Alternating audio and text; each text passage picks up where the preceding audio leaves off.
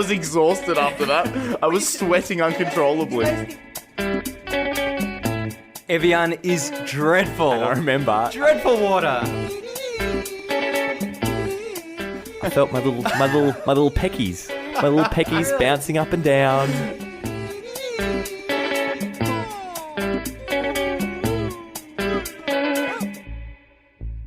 Hello and welcome to Patchwork. My name is Dion and I am with Christian. Welcome to Patchwork. And Josh. Welcome to Patchwork. Dion, just before we get started, Yes. I'd just like to let everyone know that bullying and shaming does work because I walked past Dion's car just before and it is spotless. It is very, very clean. What happened, Dion? Dion, you cleaned your car. You could call it bullying and shaving, or you could call it an epiphany on my part. So the other day, I realised that my car was going to be full of people. So I decided that it was an opportune moment, given Christian's hurtful remarks, to clean it. So you were forcibly made to clean your car. You didn't elect to clean your car. Well, what I realised was that I just occupy the front seat of the car, so I don't know what's going on in the passenger seat and behind. And so most of the time, 90% of the time when I get in the car, I just get in the car. I just get in the car. I don't look around. You sound like a horse that has blinkers on. Like you get in your car and you just see the seat, the steering wheel, and that's it. Well, no, but I thought, and then I did notice it was quite filthy. It was quite filthy. And when you said to me it hasn't been vacuumed in ages, and I think maybe we have a clip. I would be okay with the fact that you have items in the car and lots of them, but yours just hasn't been vacuumed either for years. But when you said to me that it hadn't been vacuumed in ages, I sort of was like, what? Really? Well, who cares? But who cares? Now I care.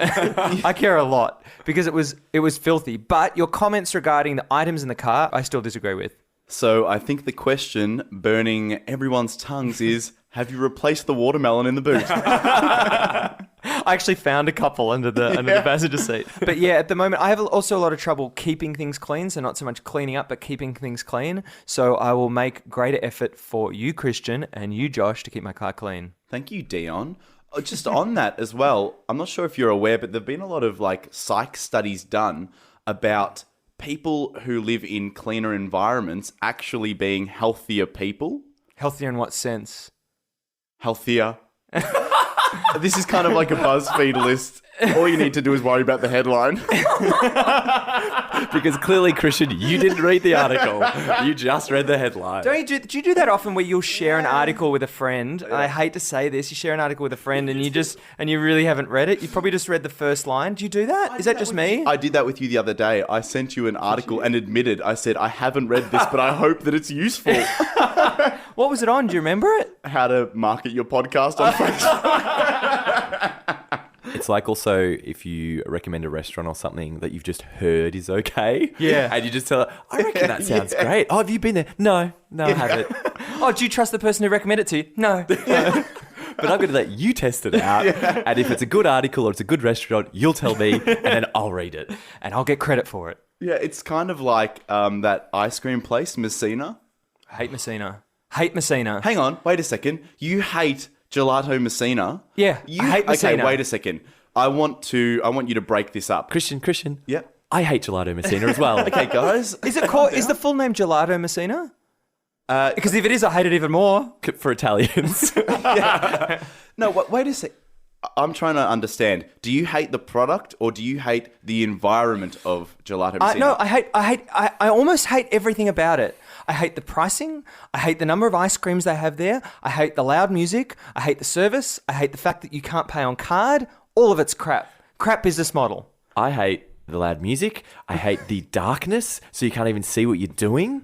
I hate how much people lose their shit over fucking ice cream. Yeah, just ice cream. It's just ice cream, guys. Yeah, just a bit of milk, just a bit of sugar, just a bit of flavouring. That's all it is. Go to Coles next door, get 4 litres for $2. Also, give the ice creams descriptive names that I can then, so I don't need to taste test it all. Don't call it Tom Kransky's butt-flavored chocolate. Well, that's butt-flavored chocolate. In defense of Gelato Messina. Now, I agree with you wholeheartedly that no restaurant, cafe, ice cream parlor should have music that loud. Thank you. No you. lights should be that dark. Thank you. You're serving people. Don't make it difficult for them. Thank you. But. Chocolate butt. The ice cream is delicious. It is the best ice cream I've ever had. Do you get it in a cup or a cone? A cup. Why a cup? That's not traditional. What do you mean it's not traditional? I'm scared about the carbs. Do you know what? I don't even know what carbs are. I don't know anything that's going in my body. I don't know what carbs are. I don't know what kilojoules are. I don't know what the only thing I know are sugars and fats. That's it. I don't know what I'm supposed to be eating. I don't know what proteins are. I've got no idea. I do know what they are. I just don't know the balance that's meant to go in my body. I've never paid any attention to my diet at all. I'm quite slim, and about, 8 months ago was the first time in my life I started to realize, I think I'm putting on weight. And you know what it was? It was when I was bounding down the stairs at work. I felt my little peckies. My little peckies bouncing up and down. So you didn't notice your tummy? Because I've noticed your tummies Thank sort of you. come out a little bit. Just the peckies. And I think it's because I've doing a lot less netball over the last 18 months. It's a whole shift to sitting in a chair recording podcasts. Yeah. 24 hours a day. What infuriates me is I've spent the majority of my life Yep. breaking down these things Yep. about what I'm putting in my body and being overly cautious about it. And you two are by far and away much skinnier than I am. Yeah. And you've never considered it before. It's so unfair. I've got this girl who eats like absolute crap, and she maintains this amazing figure. And I feel like if someone was obese and they ate the same as her, you'd be like, what the hell? What are you eating? And yet she gets away with it. The thing that gets me through all of this is the knowledge that both of you will die years before me. Yeah, but we'll die slim at least. Save money on that coffin. That'll be good. And now it's time for Monotoly. In Monotoly, all three of us attempt to engage in an incredibly monotonous and flaccid conversation set in a new location every week. This week, we roll the dice and find ourselves in the barbecue section of an outdoor store.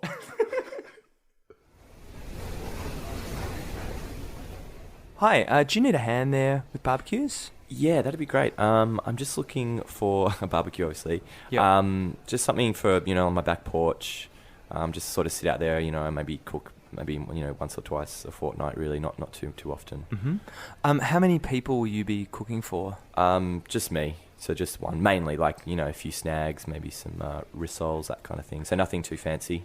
So you'd just be barbecuing or smoking or braising? Just look really basic stuff. Really basic. Coal sausages, Okay. white bread. Yep. That's all I'm interested in. Well, come over here. There's a barbecue we've got that's actually for one person. Great. It's a one burner. It's called the X200. Yep. And it's $2.99 at the moment. Oh, in fact, no, there's a sticker on it. It's $2.79 actually. Okay, that's pretty good.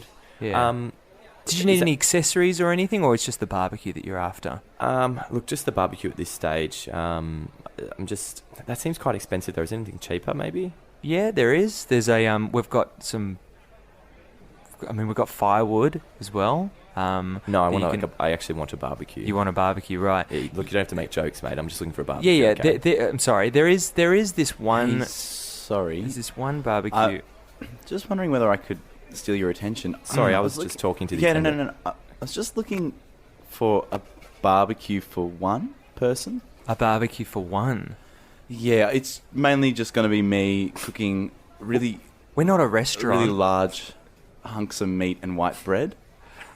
I'm just curious as to about how big your barbecues are. Well, that's exactly what I was asking. I'm kind of looking for a kind of a 6'1", 6'2" size barbecue. So you want a high barbecue? Well, it can be horizontal, it can be vertical, as long as I can fit a large 6'1", 6'2" hunk of meat in there.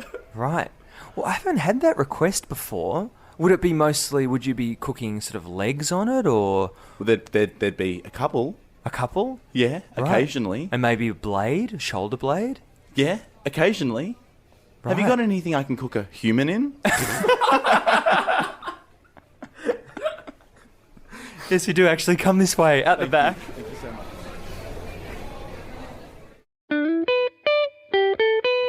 I was in the shop yesterday buying a bottle of water. The shop. What are you talking about as well? Right. I didn't even do this. It's a story. I made it up. No, but it's more so an observation that if you go to a fridge in a shop and that fridge has more than one variety of bottled water, Yep. get the fuck out of here. Yep.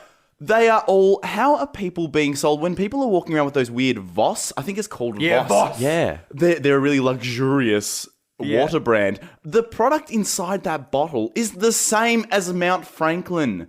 I mean, no one's ever had a sip out of a Mount Franklin and gone, no, pass me that Evian and let me rinse it out. Something you may not have recognised, are they reusing that bottle because it's a glass Voss bottle? That's fine. Buy a drink bottle. People are paying for the marketing. They're paying for the brand. The only one that really tastes a little bit different is Evian. Evian is dreadful. And I remember... Dreadful water. And I remember clearly because at the Australian Open one year, when Evian became the major sponsor and all the players had Evian, like on the first few days, every single player was like to the umpire, "Can we get some more water, please?" Just some Mount Franklin, just get it in. Like they just hated the Evian. What are they doing? So they just haven't worked out what palate enjoys their type of water. No, I reckon it's the opposite. That they have started with what everyone else had and went, let's fuck it up a bit. let's make it a bit different. Yeah. And then it's just fucked it. But it's so strange. Imagine owning a product like water and getting it wrong. That's not a difficult thing. You just taste it and go, it's a little bit off. This isn't great. Yeah, water sales are down at the moment. Actually, on this topic of premium water, I saw on the other day an ad on TV for a watch. Now, I don't get watches, and generally I don't get luxury brands. And then I started to think of bags, and like women's bags, cars, watches, hotels. I do not get luxury. I don't get much out of it. You basically are paying $20,000 more to not have to adjust your watch every 100 years. Yeah, that's it. Because effectively that's how much better they can keep time. It's so strange. But also I don't get women's handbags. Like some women spend easily $800, $2,000, $3,000 on handbags. I don't get it. Well, like we're saying, it's the branding of it. Like it's for other people to look at and that kind of thing. But I have this weird thing with any kind of particularly fashion related things. Like I always equate everything back to something I know. Computer parts, and I look at the amount of technology and like science in like a CPU or something that's R&D, all the R&D that's put into it. like $250, $300, and that's incredible. And then you've got, and here's a dress for $900, and I just don't see the equivalency there. I love how Josh always goes to here's a dress for $900. Dresses can be so much more. We've had to tell Well, you. last time I went bridesmaids just for $200, you guys had to go, so I thought I'd highball it at night. That's not it's even funny good enough. because you go for the upper echelon dress is like $900. There are women wearing dress for Hang on. for $1,000. You're having got Christian, Josh for that. You said that watches can fetch up to $20,000 to $30,000. Plus. Who's buying a $20,000 to $30,000 watch? Are you saying that that's cheap or expensive? What do you think I'm saying? I'm saying that there's more expensive watches than $20,000. No, you're not. You're saying that's the upper limit for a watch. No, absolutely not. How much do you think it would cost to make a $30,000 watch? What do you think it'd be? Like with obviously they've got gold and diamonds and Frankincense and myrrh. I think a really good example for me is hotels and staying in like a 5-star hotel, and the thought of paying $350, $400, $500 to stay in a hotel that affords you pretty much exactly the same comfort as if you were in a shitty youth hostel in a private bed. I wouldn't go that far. Well, no, but what else does it afford you? Bad food that's delivered to your room that you never get. Yeah.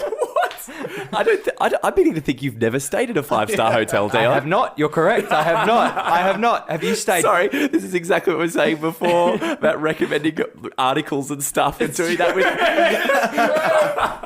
So I've never. So the only thing I own. I had all but written off 5-star hotels.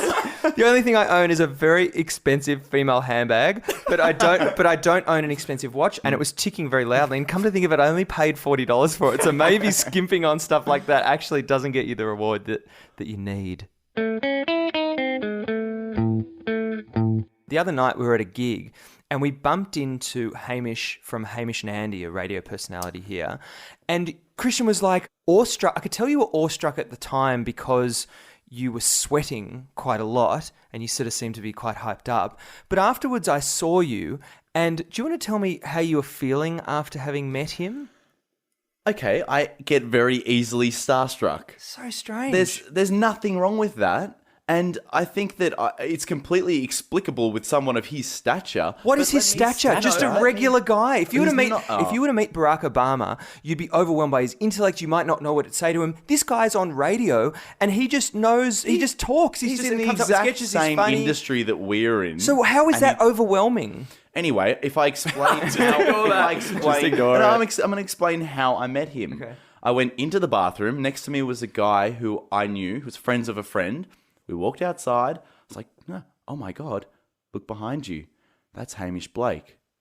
I said, don't say anything now. I mean, let's just all keep it cool. Keep it all on the, just in case he looks over this way, and I kind of give him an eyebrow up. Because I like the idea that he knows that I exist. That's the sweet kicker there. There we go. That's the subconscious speaking then. Yep. So he goes, oh, but that's my brother-in-law. I was like, really? He goes, do you want to meet him? I go, nah, absolutely not. Absolutely not. So I walked away to another group, and Hamish walked into the group. So I pretended like I didn't know him, as you would. And I was like, oh, hey, Hamish, I'm Christian. Nice to meet you. Pretended I didn't know him. G'day, Hamish. G'day, Hamish. Sorry, I'm not familiar with your surname. I said, hi, I'm Christian, and I didn't say what's your name. I just said hi. I said hi. I'm getting nervous again thinking about meeting him. I said, hi, I'm Christian. He said, hi, I'm Hamish. And I was like, so have you seen Daniel Kitson before? That's who we were seeing, a stand-up comedian. He was like, oh yeah, I've seen him before. He's great.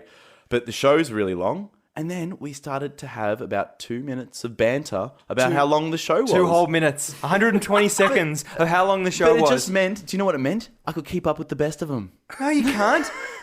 You could keep up with the best of them for 2 minutes. Yeah. Because I was exhausted after that. I was sweating uncontrollably. The amazing thing afterwards, Christian was like, oh my God, I can't believe I just managed to hold a conversation with Hamish Blake. So this is amazing. So I've had a bit more experience with celebrities than you, Christian.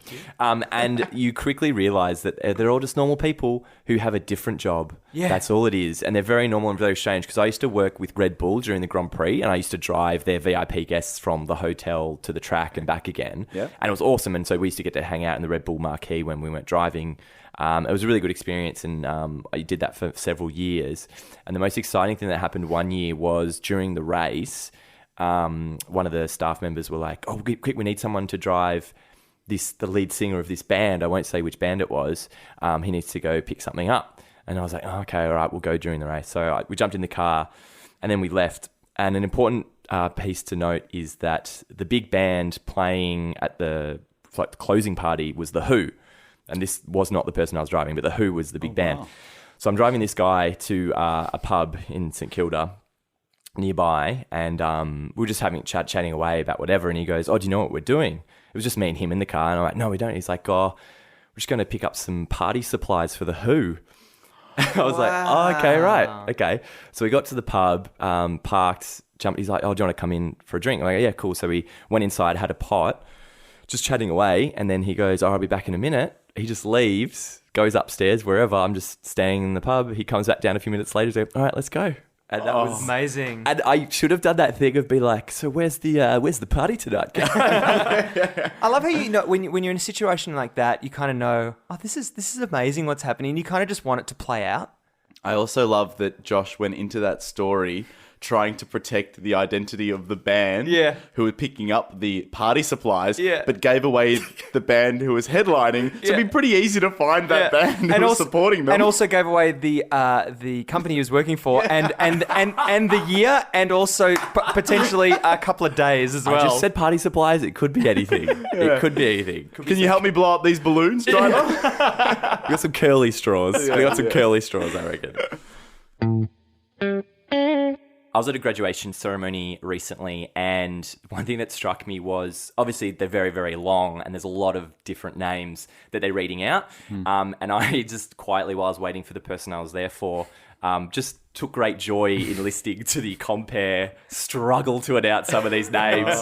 And what was really amazing was, there's all these interesting, foreign sounding names that he'd try and affect an accent for, but then he'd carry that on to the more Anglo names.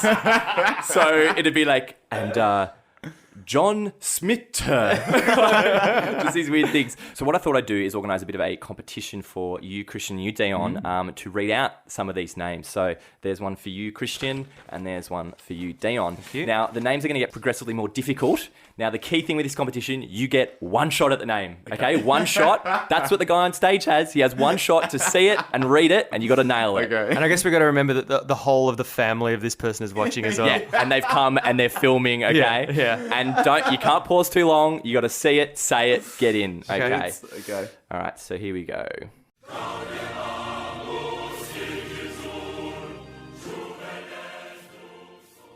I'd like to welcome to the stage to read out our recipients of their bachelor degrees, Deputy Vice-Chancellor Professor Dion Factor and Vice-Deputy Chancellor Professor Christian Pisasalo.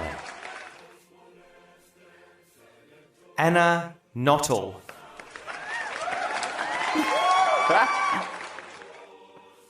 Leonie Therese Thompson.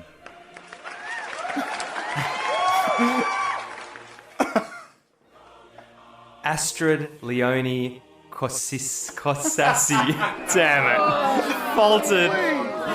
Faulted. Chen Yu Zhu.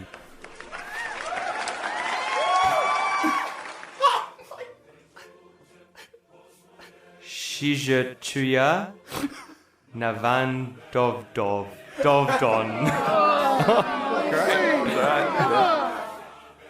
Hanga Adi Kayanto. Really good, thank you. Adlini Ilma Gaisani Shah. That's good, you got there. Bamanu Arakigi Nimali Hashani Pereira. Oh, amazing. Senarath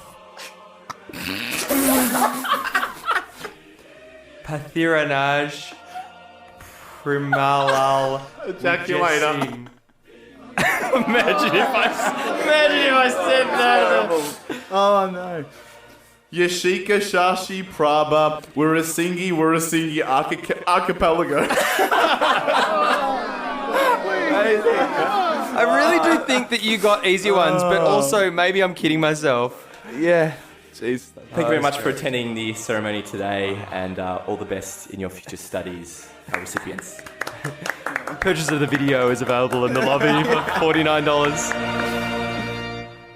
So, Josh, were they real names? They are all real names. Are you serious? From an Yes. event that you attended? Yes, straight from the program, real names, every single one of them. And I think you guys did terribly compared to the compare. Oh my! I really hope that they listen to the podcast as well. Just their parents. He's coming up, he's coming up. I went clothes shopping yesterday. It's always yesterday. I did a lot of things yesterday, and I realized that I kind of directed myself towards a surf shop to go shopping in. Cool. And then I thought to myself, I was like, why am I doing this? And I was like, oh, I'm shopping at a surf shop to make myself look less ethnic. Because if I dress a bit like a surfer, people will be confused as to what I am. So do you think you dress like your ethnicity? I try to avoid looking like my ethnicity. Not quite achieving it with those socks and boots, though, are you? Yeah. The striped socks and... Add that haircut. Yeah. So let me stop you both there, you evil bastards. My socks, you both picked up on this before when I took my shoes off. My socks are simply grey with a blue stripe. Yep. How are they ethnic at all? Yeah. Got any single striped socks, do you, Josh? Not one. Does your dad? Does your mum? Nope. But I love how in that moment we knew that you were trying what you were trying to do. You knew that you hate that idea of you falling into that stereotype.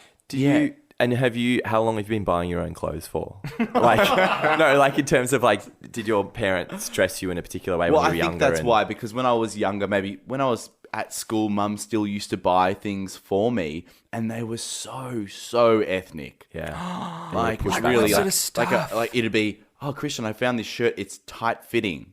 I go, oh, Mum, please. That's great. I'm trying to ham it down a bit. Because I actually, Mum still buys most of my clothes, so Yeah, you can tell. I just don't. That is amazing. Just because I don't bother going shopping. Like, Really? I really don't go clothes shopping ever Maybe- because all the stuff I have is fine. Who do you trust when you go and try on clothes? Whose opinion do you trust the most? I tend to go shopping solo because I don't like putting pressure on other people to be around while I'm trying things on. I think Why it's is just that a waste. pressure? No, because it's a waste of their time to be kind of like trudging around the store while he's trying on another wog store here with striped socks, striped tie. But the issue is that I want to be brutally honest. And I want someone to be honest with me because yesterday when I was at this clothes shop, I tried a t-shirt on and I walked out to this 17-year-old attendee and I was like, can you see my tits in this?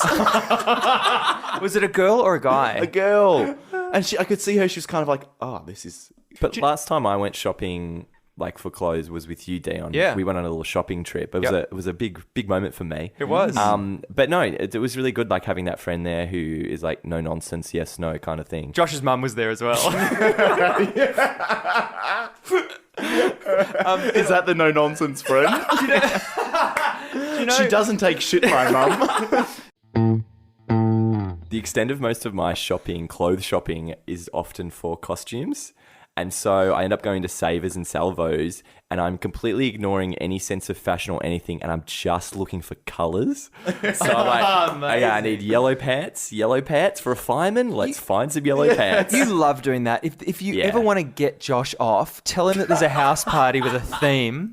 Tell him there's a house party with a theme that will run late and Josh will love it. Well, you were part of our... I've been part of a lot of those costumes. You dressed me up as a bat once. Yeah, we were a pair of bats. That was great. Probably our best one though, Dion, which you know we're very fortunate to be part of, was we went as the Planeteers.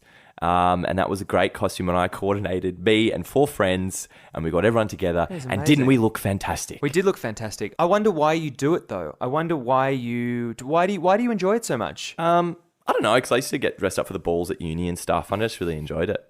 I guess it's the only time where you can actually choose the clothes that are on your back. I think as well, the cool thing that I love about dress-up parties is everyone goes a little bit crazy. Like when they're not wearing normal clothes, they're wearing something ridiculous or over the top. Yep. They just go a little bit funny and do crazy, silly things. And I think everyone has a much better night.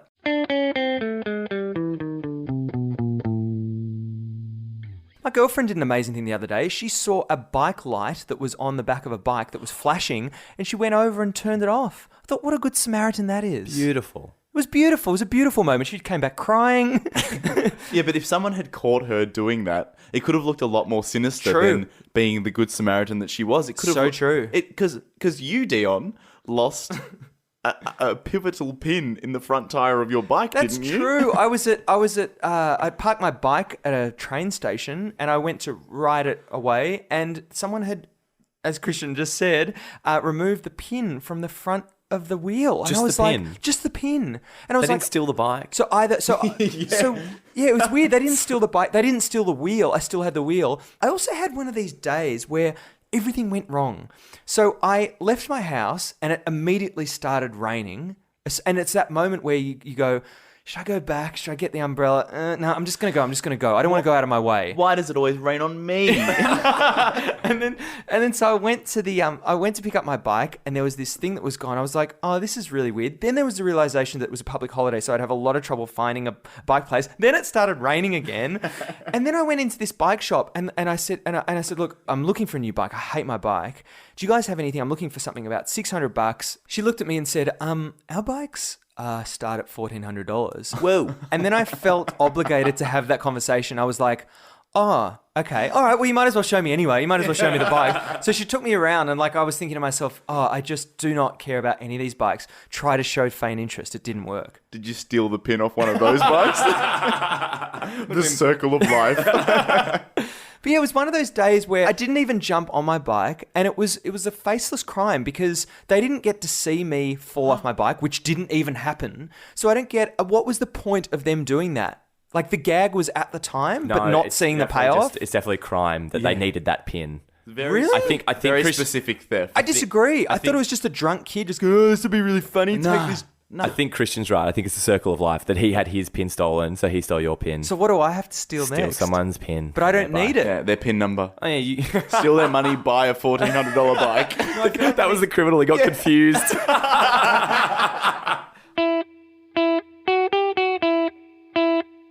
Really, really good.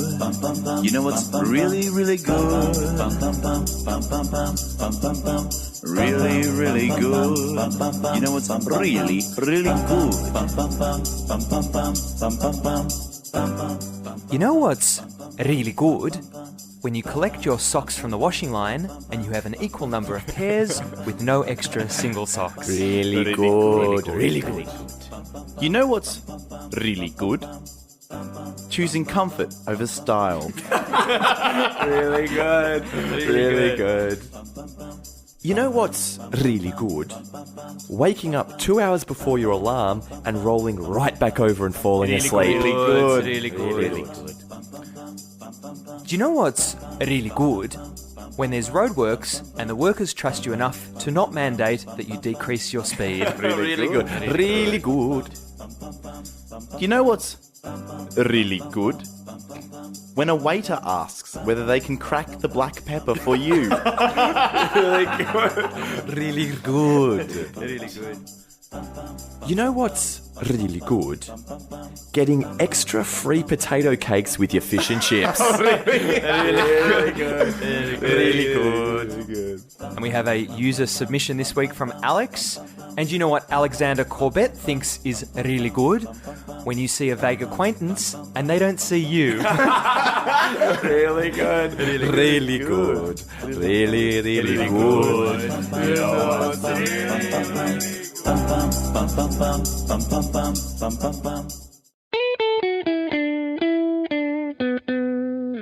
Thanks for listening to Welcome to Patchwork. For this week, you can find us on Facebook and Instagram, and we'd love it if you commented on our stuff, let us know how we're going, liked our page, subscribe to our podcast. We're doing this all for you, and we love you heaps.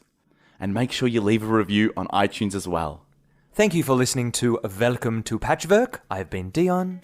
I've been Josh. And I've been Christian. Goodbye. Goodbye. Goodbye.